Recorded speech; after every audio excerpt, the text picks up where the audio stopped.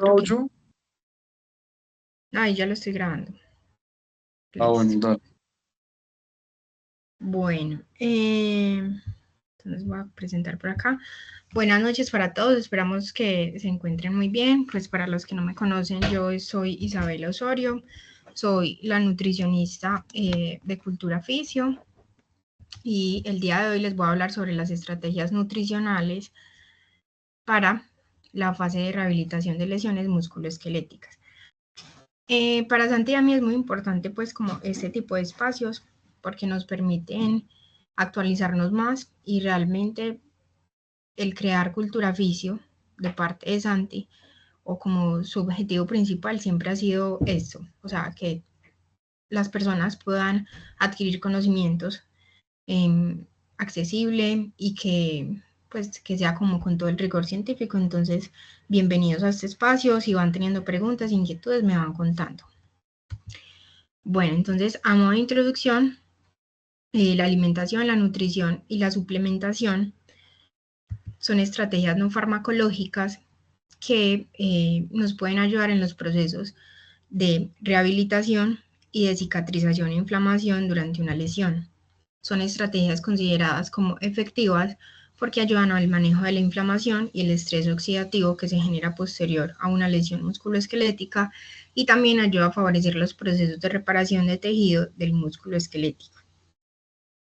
Como tal, nuestra función principal como nutricionistas es supervisar y monitorear cómo está comiendo, ya sea el atleta o la persona físicamente activa o el adulto mayor, porque según su alimentación, esto nos va a permitir que se genere como toda la reparación del tejido tisular. Entonces, es muy importante tener una muy buena alimentación porque hagan de cuenta que la alimentación es como gasolina. Si el carro no tiene gasolina, pues se va a mover si uno lo empuja, pero si no, pues no va a realizar todos esos procesos internos que necesitamos realizar. Antes de hablar de estas estrategias iniciales, que son la disponibilidad de energía y la ingesta de proteínas, les voy a hacer un ejemplo para que entendamos un poco más cómo es hacer un plan nutricional. Obviamente aquí no vamos a aprender, sino que vamos a ver a grandes rasgos cómo es y el por qué es tan importante alimentarnos bien cuando tenemos una lesión. Entonces hagamos de cuenta que es un hombre más o menos de 25 años, pesa 60 kilos y su requerimiento energético cuando ya lo calculamos nos dio alrededor de 2.000 calorías.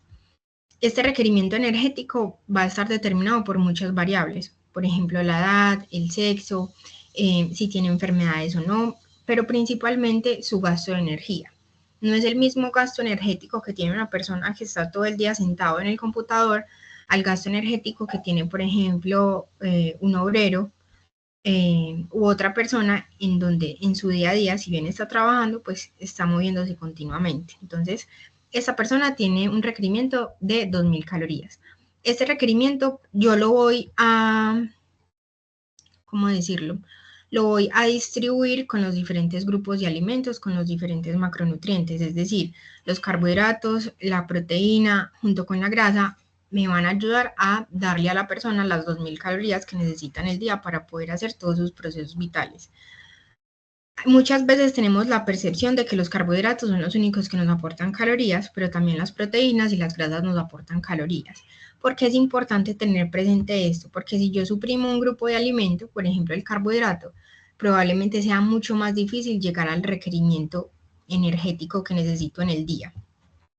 Un ejemplo, Pepe, este muchacho que pesa 60 kilos y tiene 25 años, tiene un requerimiento para ganar buena masa muscular de 1,8 gramos por kilogramo de peso en el día. ¿Qué significa eso? O sea, ¿qué significa en palabras menos técnicas de eso?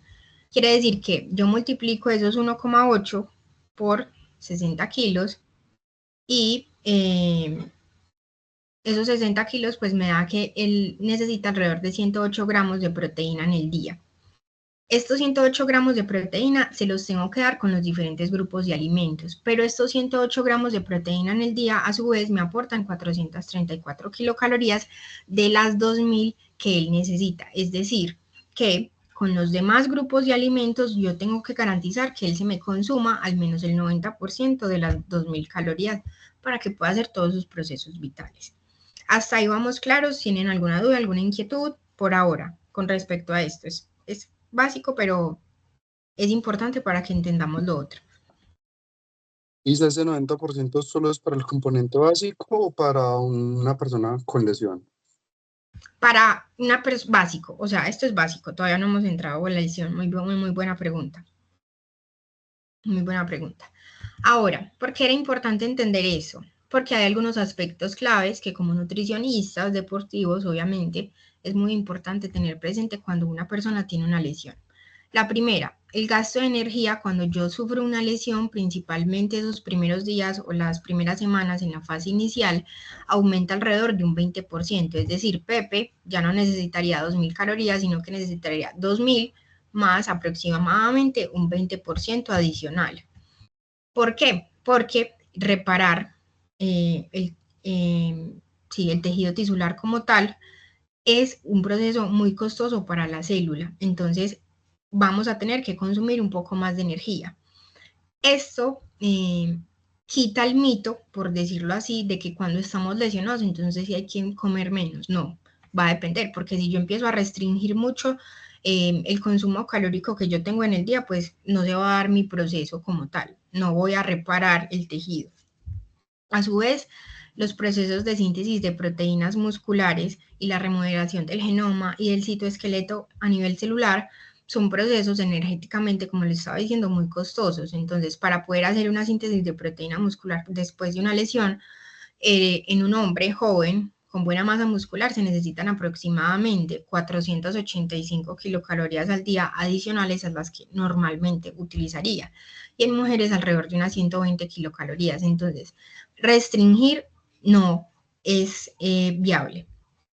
Pero entonces, ¿qué pasa? Muchas veces las personas, eh, si bien tienden a disminuir su consumo de alimentos, y esto puede acelerar la pérdida de la masa muscular, es decir, disminuir la síntesis de proteínas musculares y aumentar la degradación de proteínas musculares, también hay personas que entrar en esos procesos les genera mayor ansiedad, entonces puede que coman o que ese incremento de comida ya sea más de lo que necesita en el día y eso puede aumentar el tejido graso y también la inflamación sistémica si ese incremento de alimentos se ve beneficiado como de azúcares simples o productos como panificados y todo esto. Y eso también va a incrementar la pérdida de la masa muscular. Entonces, conclusiones hasta acá. No es bueno restringir, pero tampoco dar el triple o el doble. No, hay que consumir lo que mi cuerpo necesita para que pueda repararse internamente, por decirlo así. Entonces, teniendo en cuenta como esos aspectos claves, desde el área de nutrición deportiva se establecen diferentes estrategias nutricionales que lo que buscan es proteger y reparar el tejido muscular, por decirlo así, modulando el sistema inmunológico también. Entonces, plantea como diferentes estrategias, están estas que son las estrategias de fuerte evidencia científica, como garantizar una buena disponibilidad de energía y una buena ingesta de proteínas por medio de la alimentación, y otras estrategias nutricionales con efectos potenciales, que es la suplementación con algunos componentes como creatina monohidrato, péptidos de colágeno, ácidos grasos omega 3, vitamina D y HMB. Estos suplementos son suplementos que el Instituto Australiano del Deporte clasifica según su evidencia científica. Hay unos que son de categoría A, otras de categoría B, otras de categoría C. Esto realmente no es tan importante por ahora hablando de estrategias para la rehabilitación de lesiones musculoesqueléticas, porque se ha visto que hay veces funcionan y otras veces no. Es decir, no han llegado a estudios como realmente concluyentes como estas estrategias de fuerte evidencia científica. Entonces vamos a tocar en este momento las de fuerte evidencia científica. Estas estrategias de fuerte evidencia científica nos van a ayudar porque tener un consumo de alimentos insuficiente, es decir, un consumo deficiente de energía y de proteína va a incrementar la respuesta inflamatoria de nuestro cuerpo y esto va a ser importante que se disminuya como la efectividad de la reparación tisular y va a aumentar la probabilidad de recaer nuevamente en una lesión. Muy importante esto, es decir, si yo no como bien puedo tener mayor riesgo de volver a recaer en la misma lesión.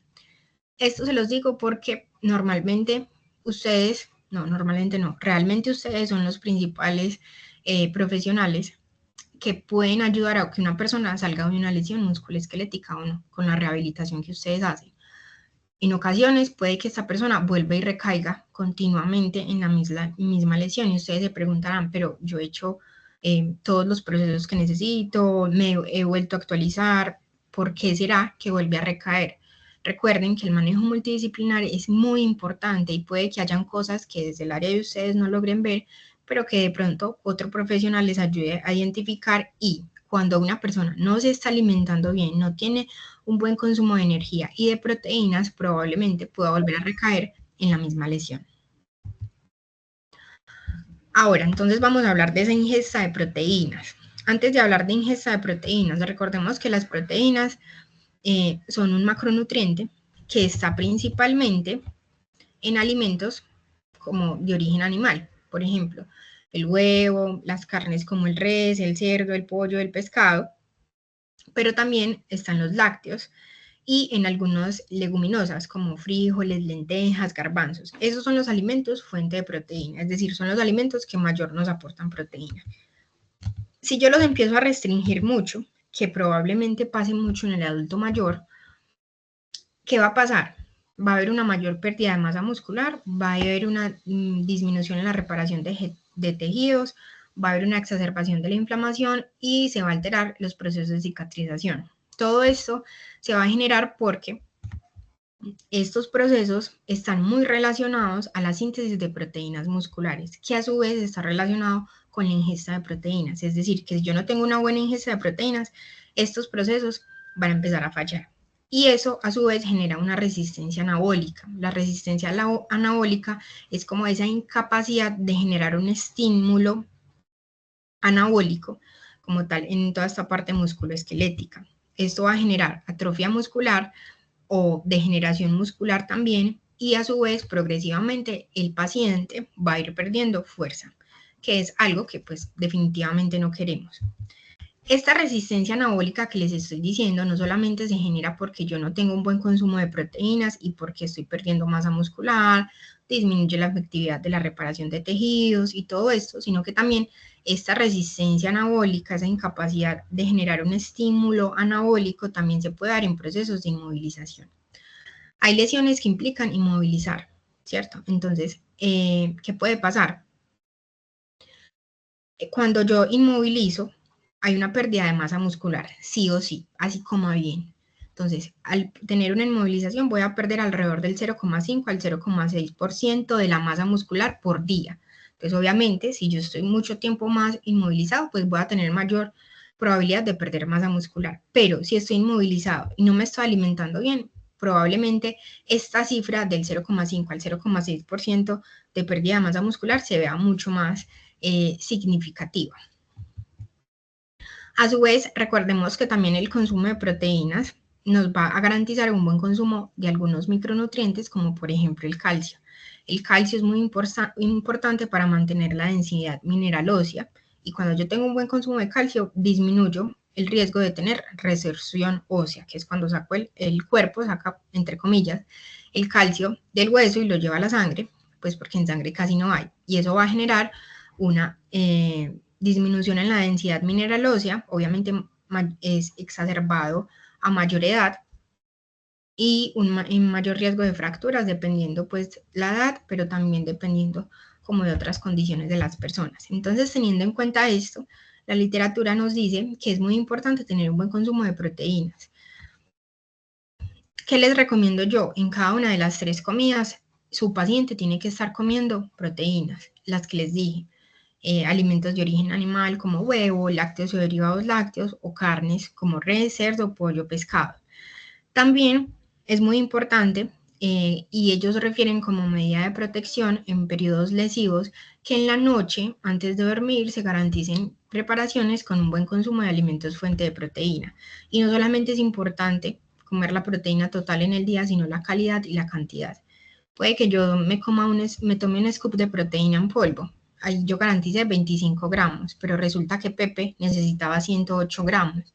Entonces yo me estoy tomando una buena proteína de muy buena calidad, proteína de suero de leche, pero si definitivamente no consumo toda la totalidad de proteína que necesito en el día, no va a bastar con que esa sea buena.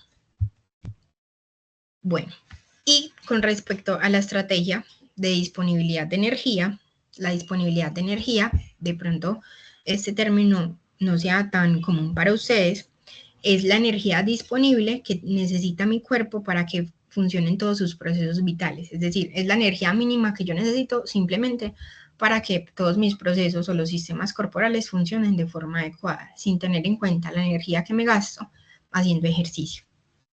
Esta disponibilidad de energía se determina mediante una ecuación, uno la realiza al hacer un plan nutricional para evaluar que todo esté como en las cantidades que debe ser.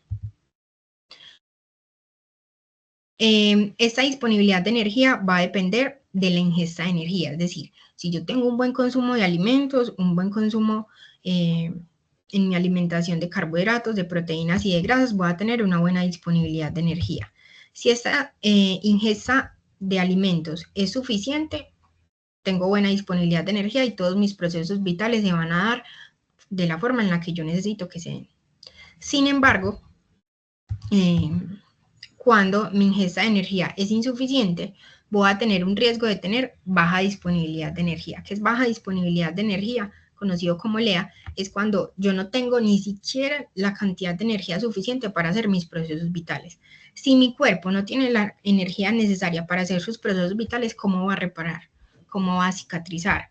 Entonces es muy importante tener presente esto porque, como les digo, muchas veces los pacientes tienden a restringir comida por el miedo a subir de peso. Y es importante hablar con ellos de que también los alimentos son ese sustrato energético que mi cuerpo necesita para que los procesos de reparación, de cicatrización se den de la mejor forma. Entonces, si yo no consumo lo suficiente, voy a tener una disponibilidad de energía muy baja y esta disponibilidad baja puede ser bueno si yo estoy buscando reducir tejido graso, si yo estoy en un proceso de déficit calórico, si yo no estoy lesionada, ¿cierto? Es bueno, pero no por mucho tiempo. Es decir, es una baja disponibilidad de energía que genera adaptaciones, pero por un tiempo corto, entre comillas. Pero si yo me someto a una baja disponibilidad de energía continuamente, es decir, yo en todo mi proceso de rehabilitación no como bien, definitivamente, voy a generar alteraciones metabólicas que van a afectar los diferentes sistemas corporales. Entonces, no solamente va a evitar que yo cicatrice, que yo repare bien el tejido, sino que también va a hacer que yo afecte otros sistemas corporales, como por ejemplo el sistema endocrino, haciendo que incremente el cortisol, haciendo que incremente la liberación de hormonas de crecimiento, haciendo que se incremente más el estrés oxidativo, la respuesta inflamatoria sistémica asociada a los factores ambientales, y a su vez voy a entonces a tener también mayor probabilidad de volver a caer en la misma lesión que ya tuve o tener continuamente lesiones. También voy a afectar, por ejemplo, la salud ósea. En las mujeres voy a afectar la salud hormonal, entonces el ciclo menstrual se empieza a ver afectado, empezamos a tener amenorrea. Podemos también afectar la salud psicológica, entonces no es solamente que no estoy comiendo lo suficiente para reparar, sino que no estoy consumiendo lo suficiente para que mis otros sistemas funcionen de la forma en la que deben de funcionar. Entonces, como recomendaciones prácticas que yo les doy como nutricionista, es que aprovechen algo que ustedes tienen en su carrera y que es muy bonito, y es que ustedes tienen contacto con el paciente constantemente. Ustedes ven al paciente 2, 3 veces a la semana, cuando obviamente es muy juicioso. En esa charla que ustedes hacen con ellos, si tienen la posibilidad de preguntarle cómo se están alimentando, háganlo. Pero ojo con las preguntas que van a utilizar. Si ustedes le preguntan al paciente, Pepe, ¿tú comes bien? Tú ahí estás induciendo la respuesta. Entonces él te va a decir, ah, sí. De pronto alguien que no sepa de nutrición, él te va a decir, ah, sí, súper bien. Pero alguien que de pronto tenga conocimiento leve, te va a decir, ah, no, definitivamente me falta esto, me falta aquello. Hay todo tipo de pacientes. Entonces, ¿qué pregunta les recomiendo que hagan en ese diálogo con sus pacientes? ¿Cómo te estás alimentando en tu día a día? ¿Qué estás comiendo? ¿Qué comes en el desayuno? ¿Qué comes en el almuerzo? ¿Qué comes en la comida? haces refrigerios, qué comes en los refrigerios. Ahí ustedes que pueden analizar qué tan diversificada es la alimentación, es decir, si tienen un buen consumo de carbohidratos, si tienen solamente consumen carbohidratos y no comen casi proteína, entonces no comen casi carne, ni leche, ni huevo, no comen leguminosas, sino que comen solamente galletas, con café en agua y en azúcar, entonces ahí hay una preparación pues como muy calórica. También mirar la cantidad y la calidad de alimentos que consumimos, por ejemplo, carbohidratos complejos, el arroz, las pastas, la papa, son buenos carbohidratos. Ahora, ¿qué pasa? La cantidad. ¿Qué cantidad se estará comiendo mi paciente? Carbohidratos que deberíamos de controlar bastante, los dulces, los mecatos, los productos de panadería, porque son carbohidratos simples que pues podrían incrementar esa inflamación sistémica, el estrés oxidativo y afectar como los procesos de rehabilitación en la lesión. Tener un buen consumo de proteínas de origen animal como huevo, lácteos, pollo, pescado, res, cerdo o leguminosas, que son las proteínas de origen vegetal. Preguntarles si se están suplementando, con qué se están suplementando, quién les envió la suplementación, porque muchas veces puede que estén suplementándose, pero resulta que se lo mandó el entrenador y de pronto el entrenador no tiene pues como tanto conocimiento. Entonces es muy importante también, bueno, te recomendaría esta suplementación, pero es mejor que vayas dando a la nutricionista para que ella te diga si lo puedes hacer, si no lo puedes hacer. ¿Por qué? Por ejemplo, si yo estoy consumiendo el omega 3 en las primeras fases de rehabilitación, el proceso inflamatorio que debe darse, que es necesario que se dé después de una lesión, porque realmente es el que va a reparar los tejidos, el que va a llamar a todas esas sustancias para que vayan a reparar el tejido, no se va a dar, porque lo que hace el omega 3, entre otras cosas, es reducir la inflamación. Entonces, si yo en las primeras fases de rehabilitación mando omega 3 o mi paciente está consumiendo omega 3, pues probablemente ese proceso inflamatorio que necesito que se dé no se va a dar. Entre otras cosas, pues que son muy importantes con respecto a la suplementación. Por ejemplo, sí, yo vi en una charla de la nutricionista que tenías que consumir creatina, pero va al paciente y compra una creatina clorhidratada y la compra en otra parte. Además de que es clorhidratada y casi no se absorbe bien, no tiene tanta evidencia científica, resulta que en esa parte venden maicena en los tarros, o sea, no venden como tal creatina, entonces no me va a funcionar definitivamente, que sea en un lugar seguro, que sea una cantidad adecuada para el paciente. Y como les estaba diciendo, tener un buen manejo multidisciplinar, porque de eso realmente va a depender que la rehabilitación de ustedes se dé de la mejor forma. Y finalmente, pues si alguno tiene como más interés sobre este tema, esta es una revisión que se hizo en el año 2023, realmente es de las más recientes, sobre cómo es el impacto de la nutrición en la rehabilitación de lesiones. Como les digo, realmente la estrategia principal se centra en que la persona se alimente bien, que coma la energía suficiente y la proteína suficiente en su día a día. En cuanto a los suplementos, si quieren que abordemos un poco más de ese tema solamente de suplementación, lo podemos hacer en otra charla porque ese sí es otro tema bastante extenso. Y yo quería que se quedaran con lo fundamental. Pero si quieren que abordemos también ese tema, lo podemos tocar, no hay problema. No sé si tienen alguna duda, alguna inquietud. Esta sería pues como la charla puntual de nutrición y lesiones musculoesqueléticas.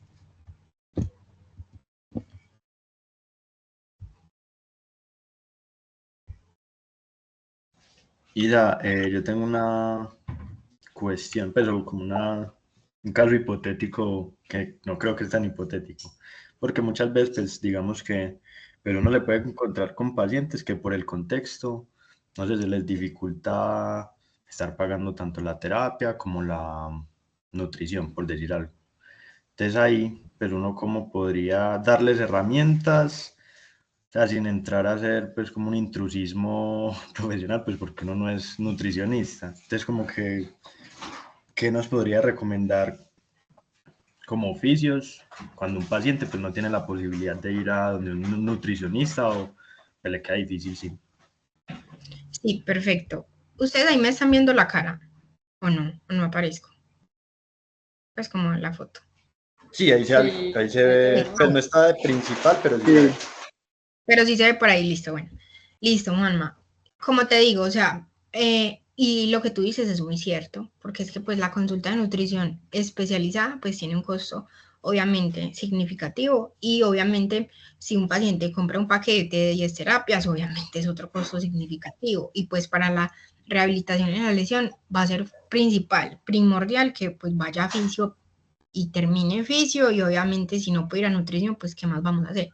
Pero lo que yo les digo, o sea, empiecen a indagar cómo se está alimentando, cómo se siente el paciente. Hay pacientes que cuando se lesionan, su parte emocional se ve un poco alterada. Entonces, si me lesioné, puede que yo compense comiendo muchos alimentos o que por el contrario los restrinja. Entonces, recuerden la pregunta. La pregunta es, ¿qué estás comiendo? ¿Cómo te estás alimentando? Que les diga ejemplos. Porque si ustedes le dicen, ¿te estás alimentando bien? ¿Te estás alimentando mal? No, ustedes ahí están induciendo la pregunta. Entonces, indaguen, pregunten. Mientras se está haciendo el ejercicio, ustedes van preguntando, ve, ¿qué desayunadas? Ah, bueno, entonces ustedes ¿qué van a mirar? Van a tratar de que cada comida principal tenga estos macronutrientes, es decir, que tenga, a ver aquí que los tenemos mejor, que tenga carbohidratos, que tenga proteínas y que tenga grasas saludables, que evite las frituras, que evite el consumo de azúcares simples como el azúcar de mesa, los jugos azucarados. Entonces llega un paciente y le dice, no, yo soy adicto a la Coca-Cola. Eh, Ojo, porque pues también hay azúcares simples que a largo plazo pueden inducir a la inflamación sistémica como tal. Listo, entonces un desayuno, ejemplo básico, arepa, la arepa, no hay problema, es un carbohidrato complejo, no tiene azúcares añadidos. Se hace un huevo y se hace el huevo con un poquito de aceite. Bueno, ahí tiene de los tres, pero probablemente como está en un proceso de lesión, no sea suficiente un huevo, porque es que un huevo, vamos a este ejemplo, digamos que es Pepe, un huevo les aporta 6 gramos de proteína y él necesita 108. Entonces, probablemente si él se come un huevo en el desayuno, un huevo por la noche, van 12 gramos de los 108 que necesita, más 20 dan 32 gramos de los 108 que necesita. O sea, no está cumpliendo ni siquiera el 50% de proteína. Entonces, ahí es muy importante, bueno, la carne normalmente aporta, o el pollo o el pescado, una porción más o menos del tamaño de la palma de la mano o de 100 gramos como tal, les aporta 20 gramos de proteína. Entonces, es muy importante que ustedes indaguen. Por ejemplo, esto de la proteína, se los recomiendo mucho. Miren si en las 3 comidas el paciente de ustedes consume alimentos fuente de proteína. Otra vez, ¿cuáles son? Huevo, leche, queso, quesito, cuajada. Todos esos, una porción me aporta alrededor de 6, 5, 6 gramos. Entonces, si yo sé que él se come 2 huevos, van 12 gramos, más una tajada de quesito, van otros 6, 18. En el desayuno, listo, 18. En el almuerzo se me come una porción grandecita de pollo, o es una persona que está limitada en recursos económicos, entonces no come pollo, no come carne, sino que vuelve a comer huevo o come leguminosas, ¿cierto? Entonces, también mirar el contexto del paciente en el que ustedes están. Hay pacientes que realmente, y no es solamente unos cuantos, hay personas que realmente actualmente se limitan mucho en el consumo de ciertos alimentos por el recurso económico, porque la alimentación está muy costosa. Entonces, ¿yo qué tengo que tratar? Mirar en qué medidas puedo colaborarle. Ah, pero es que mira, estás comiendo carbohidratos, proteínas y grasas, no comes dulces, pero no come ni ensaladas ni come frutas. Ahí también me falta. Las ensaladas y las frutas son alimentos que tienen en su mayor cantidad vitaminas y minerales, que son los micronutrientes. Sin las vitaminas y los minerales hay procesos que en el cuerpo no se van a dar de la mejor manera. Entonces, importante ahí, bueno, no estás comiendo frutas, comete una fruta en el día. Ah, es que las frutas están muy caras, sí, pero entonces voy a comprar las frutas o las verduras que están en cosecha. Voy a comer un racimo de banano y todos los días me como un banano, ¿cierto? Importante también, Juanma, con esa pregunta que tú me dijiste, últimamente se satanizan mucho los alimentos. ¿Y qué pasa? Que empezamos a tenerle miedo. Entonces uno dice, bueno, ¿y entonces qué va a comer?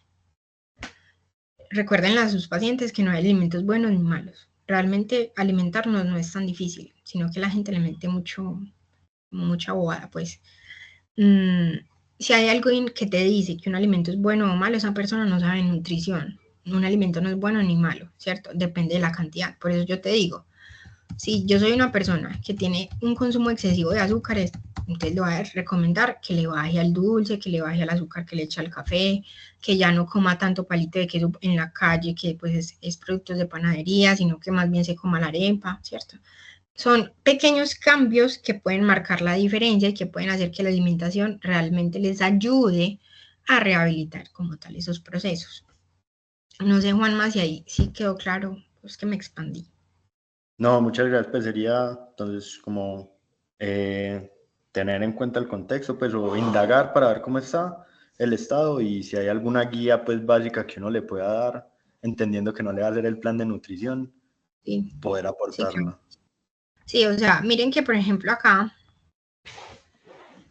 realmente hay muchos colores. O sea, si el paciente les dice, no, es que pues yo como muy poquito, yo no sé por qué como tan poquito y por qué tengo tanto peso, normalmente ese tipo de pacientes no tienen una alimentación tan diversificada. Es decir, sí comen poquito, pero comer poquito no me garantiza que yo esté comiendo bien. Puede que en ese poquito yo solamente esté comiendo carbohidratos, entonces, como los abuelitos sobreviven a punta de galletas, de pan y de sopas. Ahí solamente hay carbohidratos.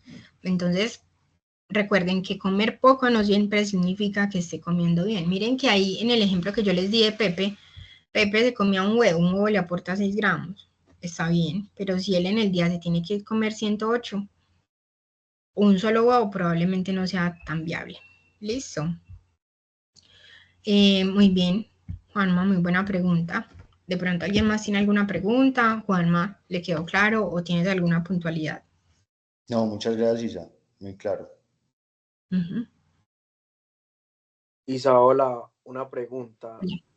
Pues siendo nutricionista y todo ese tipo de cosas, yo tengo un paciente que es, digamos, adictivo con el tema de la Coca-Cola.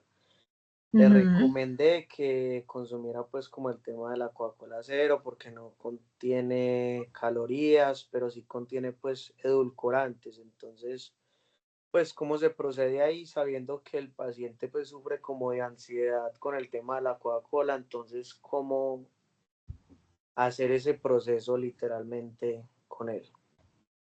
Muy bien, Santi. Ahí es muy importante hablar con él. Primero porque si él es una persona que tiene pues como mucha adicción con la Coca-Cola, probablemente también la tenga con otros alimentos probablemente muy azucarados.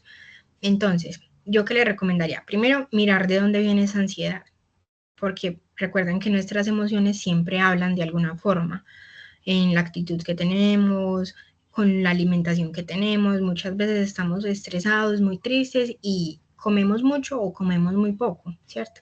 Entonces, ¿qué te recomendaría yo? Primero, decirle de dónde viene esa ansiedad. Si es una ansiedad que viene desde muy pequeño, que también en su familia está, entonces es algo que también a nivel psicológico puede que tenga cierta trascendencia, alguna situación que le esté pasando.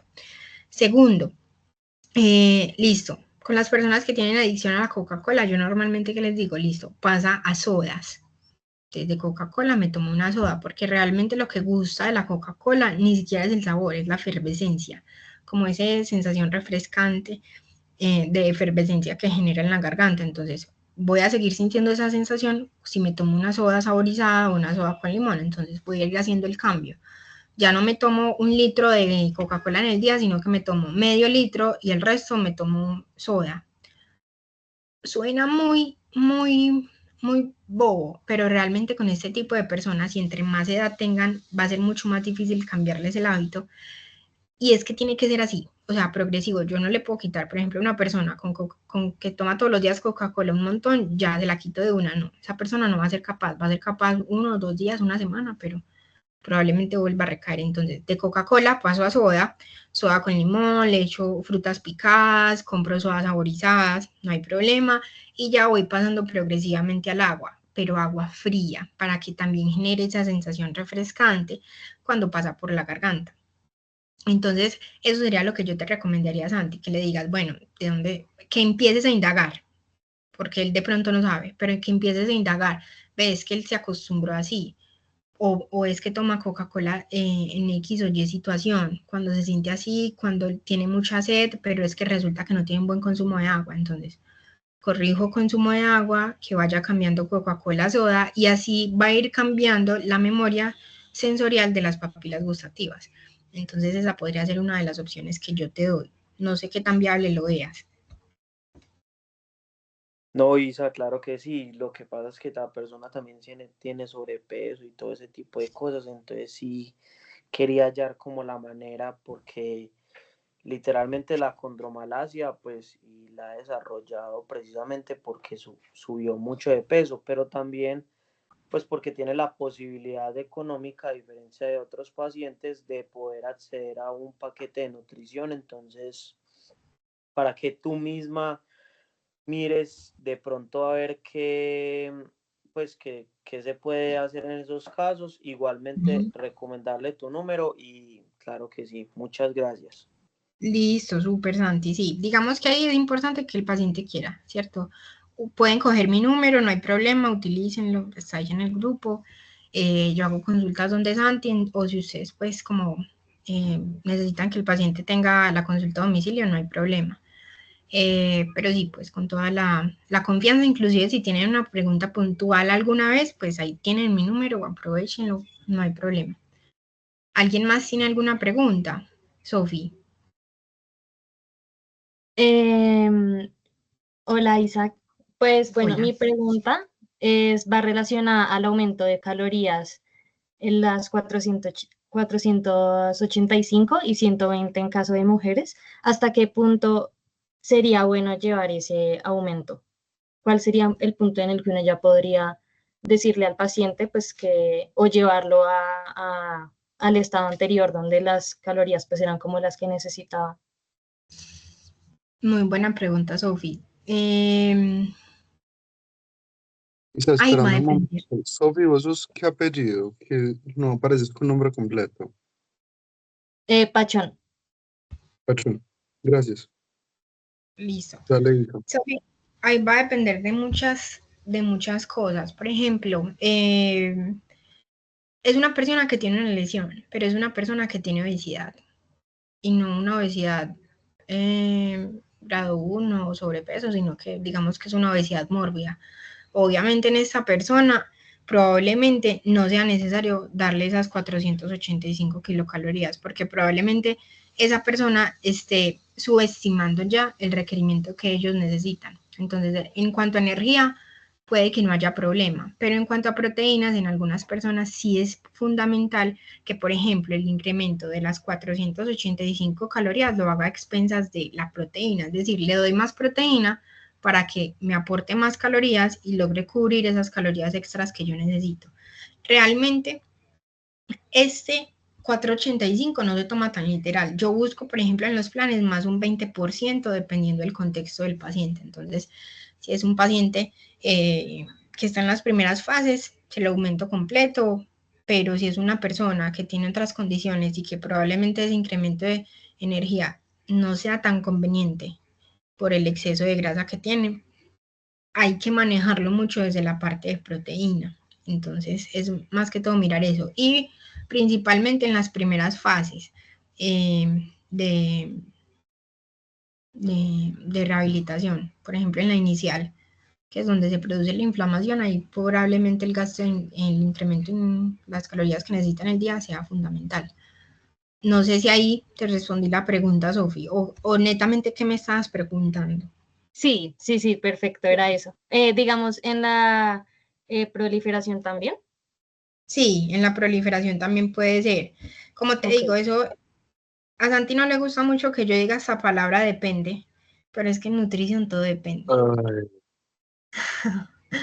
Entonces, es según el contexto del paciente, pero si es un paciente, ejemplo, físicamente activo, no tiene comorbilidades, es sano, tiene una alimentación balanceada, yo se lo subo fácil, no hay problema.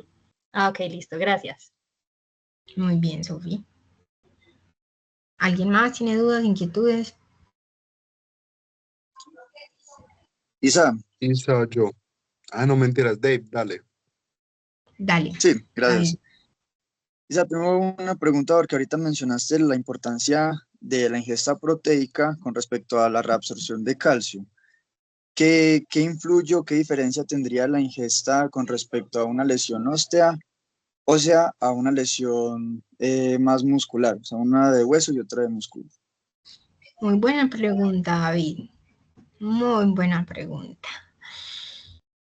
¿Qué diferencia habría? Principalmente si la persona tiene alguna deficiencia. O sea, si la persona tiene alguna deficiencia o algún diagnóstico a nivel de salud ósea, por ejemplo, osteopenia o osteoporosis, probablemente deba de consumir mayor cantidad de alimentos fuente de calcio como lo son los lácteos, por ejemplo, o ya se deba de suplementar con calcio como tal. Pero para uno dar una suplementación con calcio, normalmente tiene que ser que ya tenga la osteoporosis, por ejemplo,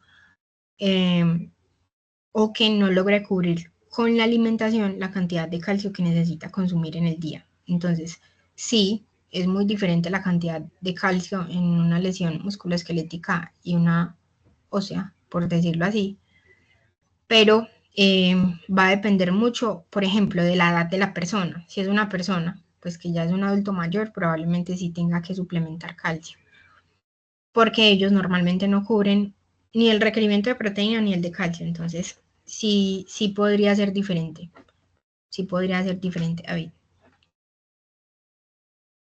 No sé si respondí tu pregunta. No, perfecto. Gracias, Isa. Con gusto, Juan José. Hola, yo creo que Santi iba a hablar antes que yo. Ah, bueno, Santi. O Juanjo, primero los invitados, jamás, pues yo hágale, inicie Juanjo.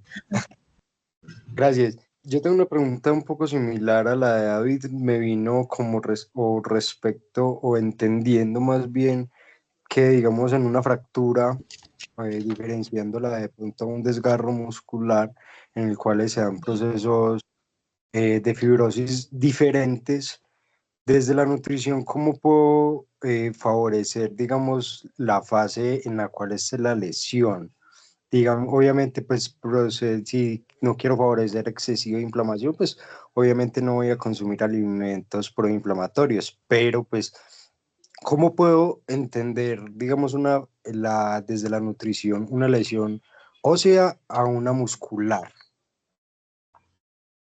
No sé si me Sabes hice que entender. sí.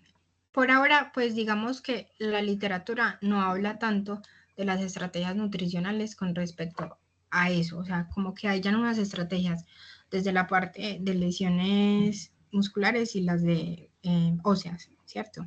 Pero yo qué te diría, por ejemplo, si es ósea, hay que mirar bien primero, de inicio, pidan paraclínicos, pidan exámenes de sangre y midan la cantidad de vitamina D que tiene la persona. Porque si tuvo una fractura o algo adicional, pues a nivel óseo, tienen que mirar la cantidad de vitamina D. Recuerden que la vitamina D, normalmente los seres humanos, yo creo que ahí no me estoy viendo, pero me escuchan bien, ¿cierto? Sí, perfecto. Sí. La vitamina D, los seres humanos, la sintetizamos en el cuerpo, o sea, la creamos en el cuerpo a partir de la exposición a la luz solar. Entonces, si es una fractura, independientemente de la edad que tengan, empiecen a indagar cuántos se exponen a la luz solar. Si me salen los niveles de vitamina D en sangre muy bajitos, tengo que suplementar. Tengo que decirle a mi paciente, venga, tome el sol, porque acuérdese que con el sol el cuerpo empieza en la piel a crear vitamina D y la vitamina D está muy relacionada a la salud ósea, porque hagan de cuenta que la vitamina D y el calcio son como gemelas. Entonces, si la vitamina D está bien, el calcio entra completamente al hueso. Pero si la vitamina D está muy bajita, el calcio sí va a entrar al hueso, pero no completamente. Entonces, por ejemplo, yo desde mi conocimiento, Juanjo, ¿qué te diría?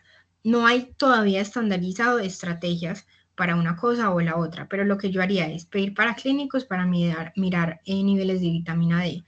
Dependiendo de la edad, si tiene antecedentes renales o no, le mandaría sin pensarlo creatina monohidratada.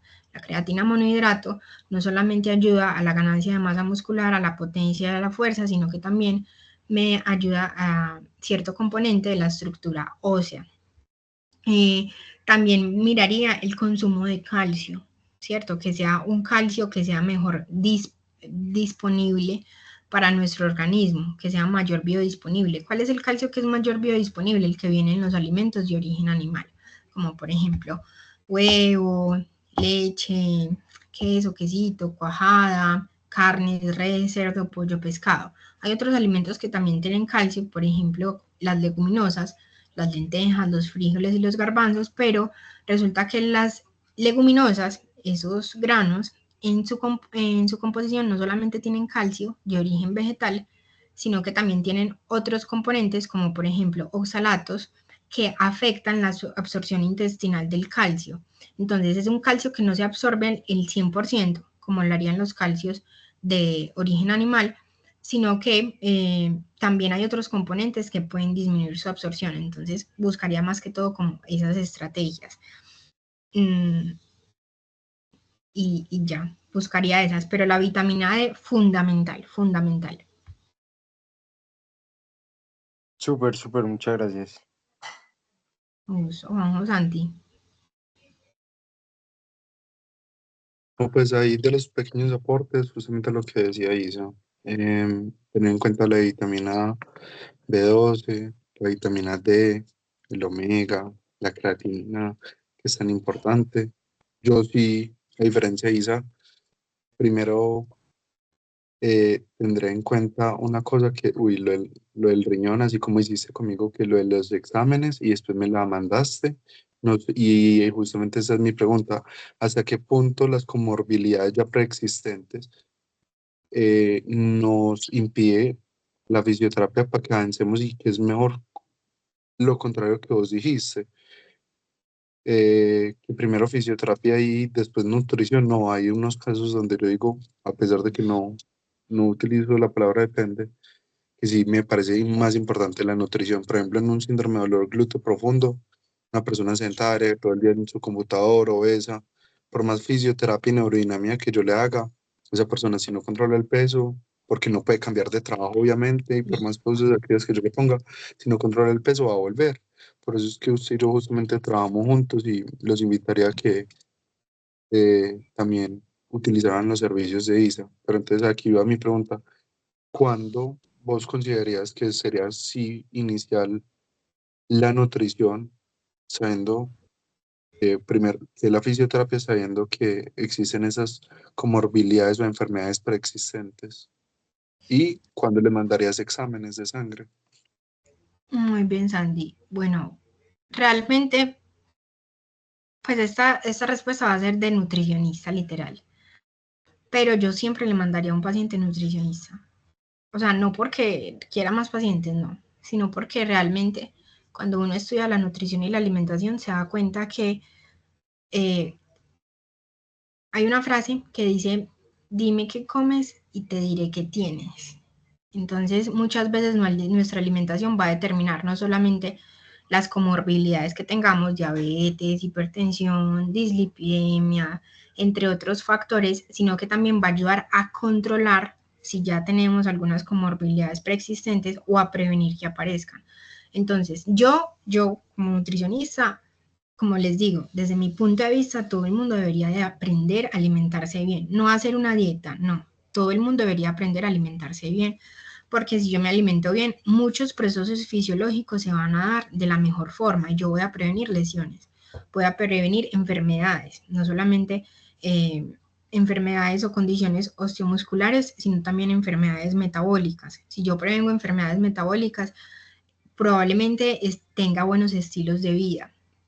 ¿Cuáles? No solamente alimentación, sino que duerma bien y haga ejercicio y me mueva. Entonces, yo siempre mandaría nutrición porque hay cosas que el paciente tiene es por sus hábitos, no solamente por genética o porque, no sé, se cayó o se lesionó o jugó, no.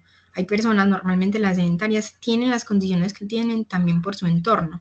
Y normalmente desde la nutrición, o al menos yo como nutricionista, esta nutricionista, yo no solamente tengo en cuenta, bueno, te vas a comer esto y esto, sino que realmente trato de que todos los otros factores, la parte de actividad física, el ejercicio en el día, el movimiento en el día esté de forma adecuada.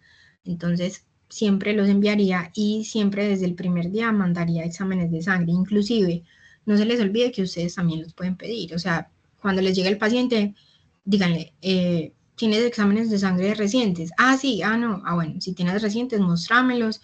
Si no, ¿hace cuánto te hiciste los últimos? ¿Tienes alguna enfermedad? No, pero los exámenes siempre me van a decir cómo está mi cuerpo metabólicamente, o sea, cómo está fisiológicamente y cómo se está comportando. Y si yo no logro entender tampoco esos exámenes, va a ser complicado.